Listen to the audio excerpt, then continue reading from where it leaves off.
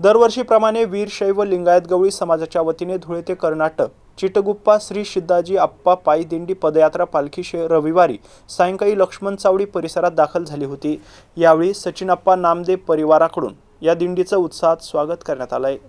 यावेळी पायदिंडी पालखीत सहभागी झालेल्या प्रत्येकाचे स्वागत नामदेव परिवाराकडून करण्यात आलंय। यानंतर सामूहिक आरती करून दिंडी शहरातील फकीरवाडी येथील वीरशैव लिंगायत गवळी समाजाच्या समाज मंदिरात विविध धार्मिक कार्यक्रमासह महाप्रसादाचं आयोजन करण्यात आलं होतं। गेल्या 26 वर्षांपासून दरवर्षीप्रमाणे धुळे ते कर्नाटक येथील चिटगुप्पा श्री सिद्धाजी आप्पा तीर्थक्षेत्र पायदिंडीचं आयोजन धुळे येथून करण्यात आलं होतं। रविवारी सायंकाळी पालखी दिंडी शहरात मोंढा परिसरातील लक्ष्मण चावडी येथे दाखल झाली असता सचिनप्पा नामदेव परिवाराकडून दिंडीचे स्वागत करण्यात आले। यानंतर फकीरवाडी समाज मंदिरात धार्मिक कार्यक्रमासह महाप्रसादाचं आयोजन करण्यात आलं होतं। पायदिंडी पालखी सोहळा यशस्वी करण्यासाठी सचिनप्पा नामदेव, राज भगत, नितीन नामदेव, शंकर बोरखडे, सुरेश अर्थकूर, श्याम विभूते, अर्जुन बाचलकर, सागर नामदेव, गणेश नामदेव यांच्यासह शहरातील वीरशैव लिंगायत गवळी समाजाचे समाज बांधवांनी परिश्रम घेतले।